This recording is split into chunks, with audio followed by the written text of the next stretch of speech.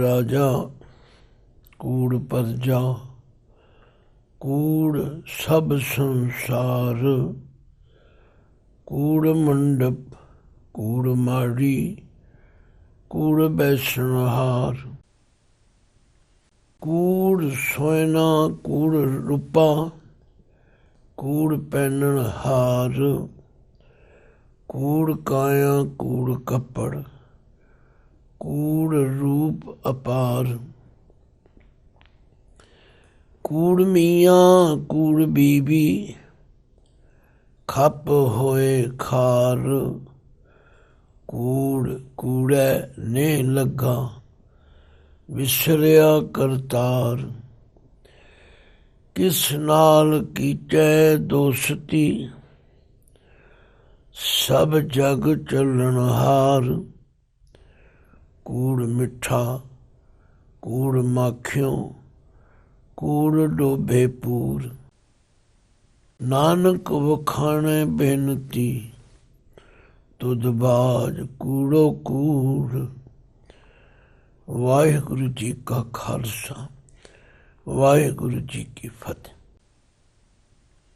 गुरु सवारी साध संगत, क्योंकि आसा की वार दा कीर्तन निता प्रति हर गुरु घर विच करन दी मर्यादा तथा सिख धर्म दा विधान है। भावें असी इस मर्यादा तो कुछ अवेसले हो गए, क्योंकि सारे गुरु घरां विच आसा की वार दा कीर्तन नहीं होंदा। जे हुंदा है तो संपूर्ण नहीं होंदा। जे हुंदा है तो कुछ इतिहासक स्थानां नूं छड्ड के सिर्फ रागी सिंह ही कीर्तन करते हैं, सुनने वाले गैर हाजिर। जे सुनने वाले भी हाजिर ने ते कीर्तन करने वाले भी हाजिर ने, फिर एक विचार का जिहड़ा पक्ष है वो भी साडे विचों कटिया। जदों के निता प्रति बड़ी जान वाली जो बाणी है ਉਹਦੀ विचार समय समय ਹੁੰਦੀ रहनी चाहिए।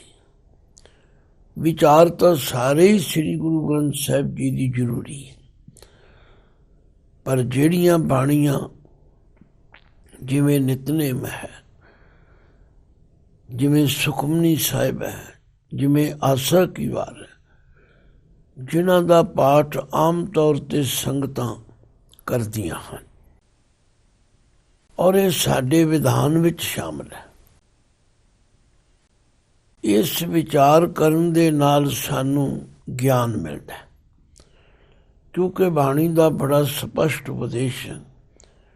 बाणी बिरलो विचार सी जे को गुरमुख होए, ये बाणी महापुरुष की निजकर वासा होए तथा सतगुरु नूं सबको वेखदा जेता जगत संसार जिठै मुक्त न होवे जिचर शब्द न करे विचार। मेरा ये अखर कहने तो भाव कि अज दे संसार विच जदों असी सारे पदार्थवादी बने जाने हैं और पदार्थवादी बन के सानू पदार्थ ही चंगे लगते हैं, पर गुरबाणी दी विचार करन नाल तथा गुरु इतिहास नूं पढ़न नाल पता लगदा कि ये माया ते सिर्फ गुजरान वास्ते है, पर असी इस माया दे पिछे लग के दात प्यारी विसरिया दातार जाने ना ही मरण विचार। वस्त पराई को उठ रोवे कर्म धर्म सगला ही खोवे।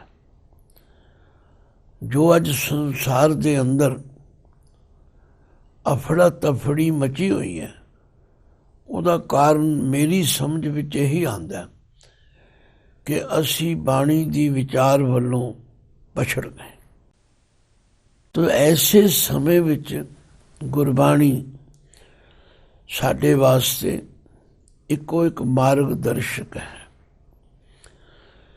ਕਈ ਵਿਦਵਾਨਾਂ ਨੇ, ਸਟੀਕ ਲਿਖਣ ਵਾਲਿਆਂ ਨੇ ਇਸ ਸ਼ਲੋਕ ਦੀ ਉਥਾਨਕਾ ਲਿਖੀ ਹੈ। ਇਹ ਮੈਂ ਜ਼ਰੂਰ ਸਹਿਮਤ ਹਾਂ ਕਿ ਉਥਾਨਕਾ ਦੇ ਨਾਲ ਗੱਲ ਵਿੱਚ ਰੌਚਕਤਾ ਆ ਜਾਂਦੀ, ਸੁਣਾਉਣ ਵਾਲੇ ਨੂੰ ਜਰਾ ਛੇਤੀ ਸਮਝ ਆ ਜਾਂਦੀ। ਤੋ ਇੱਕ ਵਿਦਵਾਨ ਟੀਕਾਕਾਰ ਜੀ ਲਿਖਦੇ ਨੇ ਕਿ ਸ਼੍ਰੀ ਗੁਰੂ ਨਾਨਕ ਦੇਵ ਜੀ ਮਹਾਰਾਜ ਦੁਨੀਆ ਦਾ ਉਧਾਰ ਕਰਦੇ ਹੋਏ ਜਦੋਂ ਰਾਏ ਭੋਏ ਦੀ ਤਲਵੰਡੀ, ਜਿਸ ਨੂੰ ਅੱਜ ਸ੍ਰੀ ਨਨਕਾਣਾ ਸਾਹਿਬ ਕਿਹਾ ਜਾਂਦਾ, ਉੱਥੇ ਵਾਪਸ ਆਏ। ਰਾਏ ਬੁਲਾਰ ਗੁਰੂ ਨਾਨਕ ਦੇਵ ਜੀ ਦਾ ਬੜਾ ਸ਼ਰਧਾਲੂ ਉਪਾਸ਼ਕ ਸੀ। ਉਹਨੇ ਬੇਨਤੀ ਕਰਕੇ ਮਹਾਰਾਜ ਨੂੰ ਆਪਣੇ ਮਹਿਲਾਂ ਵਿੱਚ ਲੈ ਗਿਆ ਤੇ ਕਹਿਣ ਲੱਗਾ, ਸੱਚੇ ਪਾਤਸ਼ਾਹ ਮੈਨੂੰ ਉਪਦੇਸ਼ ਕਰੋ ਤਾਂ ਜੋ ਮੇਰਾ ਮਨ ਟਿਕ ਜਾਏ, ਮੇਰਾ ਜੀਵਨ ਸਫਲ ਹੋ ਜਾਏ, ਕਿਉਂਕਿ ਮੇਰੇ ਮਨ ਵਿੱਚ ਕਦੇ ਕਦੇ ਇਹ ਅਹੰਗਤਾ ਪੈਦਾ ਹੋ ਜਾਂਦੀ ਹੈ ਕਿ ਮੈਂ ਰਾਜਾ ਹਾਂ, ਇਹ ਮੇਰੀ ਪ੍ਰਜਾ ਹੈ, ਇਹ ਮੇਰੀ ਸਟੇਟ ਸਲਤਨਤ ਹੈ। ਇਹ ਖਿਆਲ ਮੇਰੇ ਅੰਦਰੋਂ ਨਿਕਲ ਜਾਏ। तो जगत गुरु गुरु नानक पातशाह ने राय बुलार दी बेनती उत्ते ये बख्शिश की थी। ये गुरबाणी का सिद्धांत मैं नहीं भुलदा कि परथाए साखी महापुरख बोलते, सांझी सगल जहान ने। महापुरखों के उपदेश भावें किसी एक व्यक्ति लई होण पर हुंदे सब लई सांझे। तो गुरु नानक पातशाह ने अपने परम सेवक राय बुलार जी नूं संबोधन करदियां कहा, हे राजन, कूड़ राजा कूड़ प्रजा कूड़ सब संसार। कूड़ दे अखरी अर्थे तुसीं जाणदे हो। जिहड़ा छल है, जिहड़ा भरम है, जिहड़ा नाश हो जाने वाला है, उन्होंने कूड़ किया। पर इत्थे जिहड़ा कूड़ है ये विशेषण नहीं, ये कूड़ नाउं है, पुलिंग है। इसलिए हर चीज़ दे नाल ये कूड़ लगा, क्योंकि आम तौर पर हुंदा है कि जे इस्त्री लिंग होवे ते उहदा विशेषण जिहड़ा उहदा भी औंकड़ हट जाता है। पर इत्थे ऐसा नहीं, इत्थे कूड़ नूं नाउन मन्निया, पुलिंग मन्निया। इहदे कारण ही काया, माड़ी, बीबी आदि जिहड़े शब्द ने उन्हां नाल भी कूड़ राड़े नूं औंकड़ वाला ही आया। ये मैं इसलिए बेनती की है कि प्रिंसीपल साहिब सिंह जी ने ये वेरवा निर्णय इसलिए किया है कि किसी नूं भुलेखा ना लग जाए। तो बाकी श्लोक दे अर्थ कोई बहुते औखे नहीं। गुरु नानक पातशाह जी फरमाते ने, कूड़ राजा, ये राजा भी नाशवंत है, भाव सदी भी नहीं है। कूड़ प्रजा, ये प्रजा भी नाशवंत है। साढ़े देखते हैं कितने राजे बदल गए, प्रजा भी बदल जाती। भाव प्रजा के जीव जिहड़े ने वो भी मरते जमते रहते हैं, राजे भी मरते जमते रहते। मुकदी गल, राजा भी झूठ है, नाशवंत है, ते प्रजा भी नाशवंत। ते कूड़ सब संसार, ये सारा संसार ही कूड़ है। हुण जदों संसार शब्द आ जाता है ਇਹ ਕੁਲੈਕਟਿਵ ਨਾਊਨ ਹੈ। ਇਹਦੇ ਵਿੱਚ ਹਰ ਚੀਜ਼ ਸ਼ਾਮਲ ਹੋ ਜਾਂਦੀ, ਇੱਕ ਇੱਕ ਚੀਜ਼ ਗਿਣਨ ਦੀ ਲੋੜ ਵੀ ਨਹੀਂ ਰਹਿੰਦੀ, ਸਾਰਾ ਸੰਸਾਰ ਹੀ ਕੂੜ ਹੈ। ਫਿਰ ਪਾਤਸ਼ਾਹ ਦੱਸਦੇ ਨੇ, ਹੇ ਰਾਜਨ, ਕੂੜ ਮੰਡਪ, ਕੂੜ ਮਾੜੀ, ਕੂੜ ਬੈਸਣਹਾਰ, ਇਹ ਜਿਹੜੇ ਮੰਡਪ ਹਨ, ਸ਼ਮਿਆਨੇ ਹਨ। ਅਮੀਰ ਲੋਕਾਂ ਦੇ ਚੋਚਲੇ ਬੜੇ ਹੁੰਦੇ ਨੇ, ਕਈ ਤਰ੍ਹਾਂ ਦੇ ਮੰਡਪ ਬਣਾਉਂਦੇ ਨੇ, ਫੁੱਲਾਂ ਨਾਲ ਸਜਾ ਕੇ ਬਣਾਉਂਦੇ ਨੇ, ਬੜੀਆਂ ਬੜੀਆਂ ਉਹਨਾਂ 'ਤੇ ਡੈਕੋਰੇਸ਼ਨ ਕਰਦੇ ਨੇ, ਉਹਨੂੰ ਮੰਡਪ ਕਿਹਾ ਜਾਂਦਾ। ਅਤੇ ਕੂੜ ਮਾੜੀ, ਇਹ ਜਿਹੜੀਆਂ ਮਹਿਲ ਮਾੜੀਆਂ ਨੇ, ਬੜੀਆਂ ਬੜੀਆਂ ਹਵੇਲੀਆਂ ਨੇ, ਇਹ ਵੀ ਸਭ ਕੂੜ ਨੇ। ਅਤੇ ਕੂੜ ਬੈਸਣਹਾਰ, ਅਤੇ ਜਿਹੜੇ ਇਹਨਾਂ ਵਿੱਚ ਵਸਦੇ ਹਨ, ਰਹਿੰਦੇ ਹਨ, ਉਹ ਵੀ ਕੂੜ ਹਨ। ਸਾਧ ਸੰਗਤ, ਗੁਰੂ ਦਾ ਸਿਧਾਂਤ ਬਹੁਤ ਉੱਚਾ ਹੈ। ਅਸੀਂ ਇਸ ਉੱਚੇ ਸਿਧਾਂਤ ਨੂੰ ਪਹਿਲੀ ਗੱਲ ਤੇ ਪੜ੍ਹਦੇ ਨਹੀਂ, ਸੁਣਦੇ ਨਹੀਂ। ਜੇ ਪੜ੍ਹਦੇ ਸੁਣਦੇ ਹਾਂ ਤੇ ਵਿਚਾਰਦੇ ਨਹੀਂ। ਜੇ ਵਿਚਾਰ ਲਈਏ ਤੇ ਸਮਝ ਆ ਜਾਏ ਕਿ ਸੱਚਮੁੱਚ ਇਹ ਸਭ ਕੁਝ ਕੂੜ ਹੈ। ਤੋ ਗੱਲ ਕੀ, ਪਾਤਸ਼ਾਹ ਨੇ ਇੱਕ ਇੱਕ ਗੱਲ ਸਮਝਾ ਦਿੱਤੀ। ਕੂੜ ਰਾਜਾ, ਕੂੜ ਪਰਜਾ, ਕੂੜ ਸਭ ਸੰਸਾਰ। ਹੁਣ ਇਹ ਬਚਨ ਪੜ੍ਹਨ ਸੁਣਨ ਵਾਲਿਆਂ ਨੂੰ ਇਸ ਤੋਂ ਸਿੱਖਿਆ ਕੀ ਮਿਲਦੀ? ਭਾਈ, ਇਹਨਾਂ ਝੂਠੇ ਰਾਜਾਂ ਵਾਸਤੇ ਨਾ ਲੜੋ, ਨਾ ਪਰਜਾ ਨੂੰ ਦੁਖੀ ਕਰੋ, ਨਾ ਸੰਸਾਰ ਵਿੱਚ ਅਫੜਾ ਤਫੜੀ ਪੈਦਾ ਕਰੋ। ਪਰ ਕੌਣ ਸੁਣਦਾ? ਕੌਣ ਇਸ ਗੱਲ 'ਤੇ ਅਮਲ ਕਰਦਾ? ਕਿਸੇ ਨੂੰ ਪਦਵੀ ਮਿਲਣ ਦੀ ਦੇਰੀ ਹੈ, ਵੇਖੋ ਫਿਰ ਕੀ ਕਰਦਾ। ਉਹਨੂੰ ਕਿਸੇ ਦਾ ਕੋਈ ਧਿਆਨ ਨਹੀਂ। ਕੋਈ ਪਰਜਾ ਸੁਖੀ ਹੋਵੇ, ਕੋਈ ਦੁਖੀ ਹੋਵੇ, ਕਹਿੰਦਾ ਮੇਰਾ ਰਾਜ ਚੱਲਣਾ ਚਾਹੀਦਾ, ਮੈਂ ਜੋ ਚਾਹਾਂ ਸੋ ਕਰਾਂਗਾ। ਪਰ ਪਾਤਸ਼ਾਹ ਕਹਿ ਰਹੇ ਨੇ, ਹੇ ਰਾਜਨ, ਇਹ ਤੇਰਾ ਰਾਜ ਪਦਵੀ ਵੀ ਕੂੜ ਹੈ, ਇਹ ਤੇਰੀ ਪਰਜਾ ਵੀ ਕੂੜ ਹੈ, ਸਾਰਾ ਸੰਸਾਰ ਹੀ ਕੂੜ ਹੈ। ਕੂੜ ਮੰਡਪ, ਕੂੜ ਮਾੜੀ, ਕੂੜ ਬੈਸਣਹਾਰ। ਇਹ ਜਿਹੜੀਆਂ ਸਜਾਵਟਾਂ ਨੇ, ਇਹ ਜਿਹੜੀਆਂ ਮਹਿਲ ਮਾੜੀਆਂ ਨੇ, ਔਰ ਇਹਨਾਂ ਵਿੱਚ ਵਸਣ ਵਾਲੇ ਜਿਹੜੇ ਜੀਵ ਹਨ, ਇਹ ਸਭ ਕੂੜ ਹਨ। ਕੂੜ ਸੋਇਨਾ, ਕੂੜ ਰੂਪਾ, ਕੂੜ ਪਹਿਨਣਹਾਰ। ਦੇਖੋ, ਇਹ ਚੀਜ਼ਾਂ ਆਮ ਸਾਡੇ ਵਿੱਚ ਪ੍ਰਵਿਰਤ ਹਨ।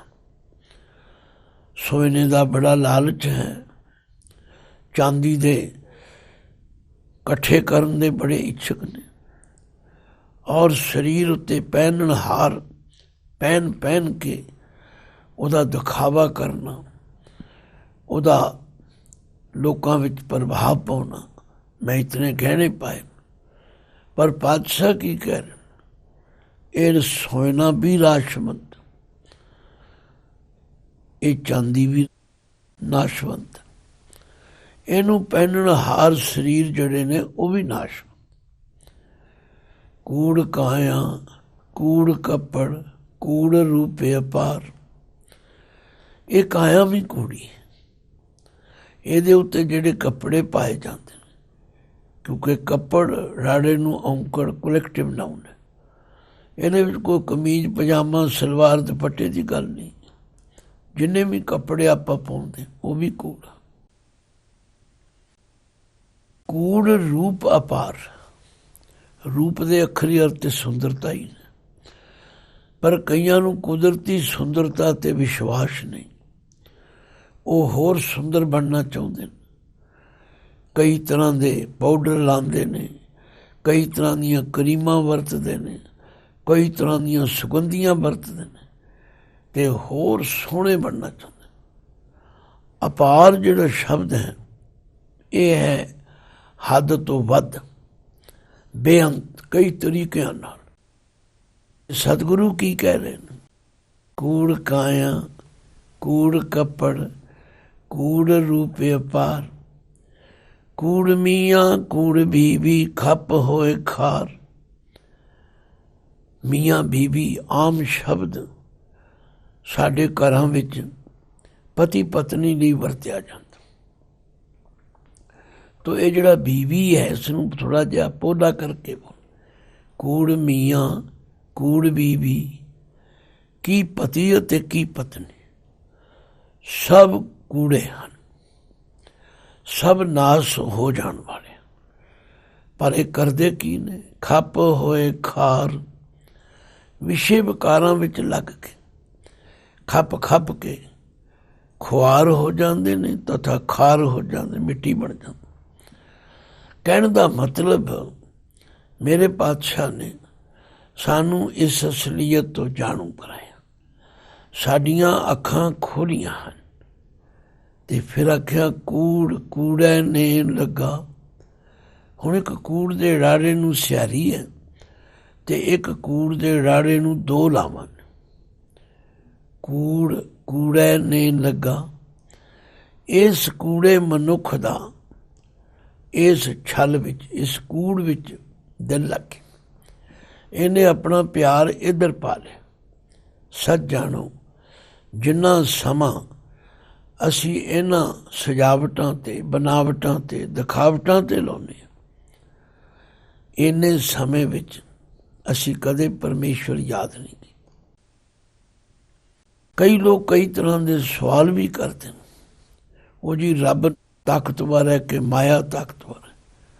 ਨਾ ਭਾਈ, ਮਾਇਆ ਕਿਵੇਂ ਤਾਕਤਵਰ ਹੋ ਸਕਦੀ? ਇਹ ਤੇ ਅਸੀਂ ਆਪ ਹੀ ਤਾਕਤਵਰ ਤੇ ਆਪ ਹੀ ਕਮਜ਼ੋਰ। ਜਿੰਨਾ ਧਿਆਨ ਅਸੀਂ ਪਰਮਾਤਮਾ ਦੀਆਂ ਬਣਾਈਆਂ ਚੀਜ਼ਾਂ ਵੱਲ ਦਿੰਦੇ, ਇੰਨਾ ਧਿਆਨ ਅਸੀਂ ਪਰਮੇਸ਼ਵਰ ਵੱਲ ਨਹੀਂ ਦਿੰਦੇ। ਇਸ ਲਈ ਮਹਾਰਾਜ ਨੂੰ ਕਹਿਣਾ ਪਿਆ ਕੂੜ ਕੂੜੇ ਨੇ ਲੱਗਾ, ਵਿਸਰਿਆ ਕਰਤਾਰ। ਤੇ ਉਹ ਵਾਹਿਗੁਰੂ ਅਕਾਲ ਪੁਰਖ ਜਿਹਨੇ ਸਾਰੀਆਂ ਦਾਤਾਂ ਦਿੱਤੀਆਂ ਸਨ, ਉਹ ਭੁੱਲ ਗਿਆ। ਉਹ ਸਾਨੂੰ ਚੇਤੇ ਨਹੀਂ ਹੈਗਾ, ਨਿਤਨੇਮ ਕਰਨਾ ਚੇਤੇ ਨਹੀਂ ਹੈਗਾ, ਸਤ ਸੰਗਤ ਵਿੱਚ ਜਾਣਾ ਚੇਤੇ ਨਹੀਂ ਹੈਗਾ। ਆਹ ਸਾਰੀਆਂ ਗੱਲਾਂ ਸਾਨੂੰ ਚੇਤੇ। ਫਿਰ ਮਹਾਰਾਜ ਕਹਿੰਦੇ ਨੇ ਕਿਸ ਨਾਲ ਕੀਚੈ ਦੋਸਤੀ, ਸਭ ਜਗ ਚੱਲਣ ਹਾਰ। ਕਿਹਦੇ ਨਾਲ ਮਿੱਤਰਤਾ ਕਰੀ, ਕਿਹਦੇ ਨਾਲ ਪਿਆਰ ਪਾਈਏ? ਸਭ ਜਗ ਚੱਲਣ ਹਾਰ। ਇੱਥੇ ਸਭ ਤੇ ਜਗ, ਜਗ ਦੇ ਗੱਗੇ ਨੂੰ ਵੀ ਔਂਕੜ ਹੈ। ਇਹ ਵੀ ਕੋਲੈਕਟਿਵ ਨਾਉਨ। ਕੋਲੈਕਟਿਵ ਨਾਉਨ ਦਾ ਮਤਲਬ ਜਿਹਦੇ ਵਿੱਚ ਸਾਰਾ ਕੁਝ ਆ ਜਾ। ਇੱਕ ਇੱਕ ਚੀਜ਼ ਦਾ ਵਰਣਨ ਕਰਨ ਦੀ ਬਹੁਤੀ ਲੋੜ ਨਹੀਂ। ਸਾਰਾ ਜਗਤ ਹੀ ਚੱਲਣ ਹਾਰ। ਕੂੜ ਮਿੱਠਾ ਕੂੜ ਮਾਖਿਓ, ਕੂੜ ਡੋਬੇ ਪੂਰ। ਪਰ ਝੂਠ ਮਿੱਠਾ ਬੜਾ ਲੱਗਦਾ, ਸ਼ਹਿਦ ਵਰਗਾ ਮਿੱਠਾ ਲੱਗਦਾ। ਔਰ ਇਸ ਕੂੜ ਨੇ ਡੋਬੇ ਪੂਰ। ਪੂਰ ਸ਼ਬਦ ਕਈ ਵਾਰੀ ਬਾਣੀ ਵਿੱਚ ਆਇਆ। ਜਿਹੜਾ ਬੇੜੀ ਵਿੱਚ ਪੂਰ ਬੈਠਦਾ ਹੈ, ਇੱਕ ਗਰੁੱਪ ਬੈਠਦਾ ਹੈ, ਉਹਨੂੰ ਪੂਰ ਕਿਹਾ ਜਾਂਦਾ। ਇਸੇ ਤਰ੍ਹਾਂ ਜ਼ਿੰਦਗੀ ਰੂਪ ਬੇੜੀ ਵਿੱਚ ਇਹ ਸਾਰੇ ਜੀਵ ਇਸ ਦਾ ਪੂਰ ਹਨ ਔਰ ਸਾਰੇ ਡੁੱਬ ਰਹੇ ਹਨ। ਕੂੜ ਮਿੱਠਾ ਕੂੜ ਮਾਖਿਓ, ਕੂੜ ਡੋਬੇ ਪੂਰ। ਨਾਨਕ ਵਖਾਣੈ ਬੇਨਤੀ, ਤੁਧ ਬਾਜ ਕੂੜੋ ਕੂੜ। ਹੇ ਵਾਹਿਗੁਰੂ, ਨਾਨਕ ਤੇਰੇ ਚਰਨਾਂ ਵਿੱਚ ਬੇਨਤੀ ਕਰਦਾ, ਤੇਰੇ ਤੋਂ ਬਿਨਾਂ ਬਾਕੀ ਸਭ ਕੂੜ ਹੈ। ਪਰ ਅਫਸੋਸ ਕਿ ਅਸੀਂ ਉਸ ਸੱਚੇ ਨੂੰ ਭੁਲਾ ਕੇ ਕੂੜ ਵਾਲੇ ਪਾਸੇ ਲੱਗੇ ਹੋਏ। ਇਹਦਾ ਮਤਲਬ ਇਹ ਨਹੀਂ ਕਿ ਸੰਸਾਰ ਛੱਡ ਦਿਓ, ਪਰ ਇਸ ਸੰਸਾਰ ਵਿੱਚ ਵਿਚਰਦੇ ਹੋਏ ਇਸ ਸੰਸਾਰ ਦੇ ਮਾਲਕ ਨੂੰ ਯਾਦ ਰੱਖੀ, ਜਿਹੜਾ ਸਦਾ ਸੱਚ ਰਹਿਣ ਵਾਲਾ, ਜਿਸ ਨੂੰ ਬਾਣੀ ਵਿੱਚ ਜਗ੍ਹਾ ਜਗ੍ਹਾ 'ਤੇ ਉਹਦੀ ਹੋਂਦ ਹਸਤੀ ਬਾਰੇ, ਉਹਦੇ ਗੁਣਾਂ ਬਾਰੇ ਸਾਨੂੰ ਸਮਝਾਏ। ਤੋ ਸ਼ਲੋਕ ਦੇ ਅਖਰੀ ਅਰਥ ਕੋਈ ਔਖੇ ਨਹੀਂ ਹੈਗੇ, ਪਰ ਜੋ ਸਿਧਾਂਤ ਸ਼੍ਰੀ ਗੁਰੂ ਨਾਨਕ ਦੇਵ ਜੀ ਨੇ ਇਹਦੇ ਵਿੱਚ ਦਿੱਤਾ ਹੈ, ਉਹ ਅਖੀਰਲੀ ਪੰਕਤੀ ਵਿੱਚ ਸਪਸ਼ਟ ਹੈ। ਨਾਨਕ ਵਖਾਣੈ ਬੇਨਤੀ, ਤੁਦਬਾਜ ਕੂੜੋ ਕੂੜ। हे वाहिगुरु, तेरे तो बिना सब झूठ ही झूठ है। वाहिगुरु जी का खालसा, वाहिगुरु जी की फतेह।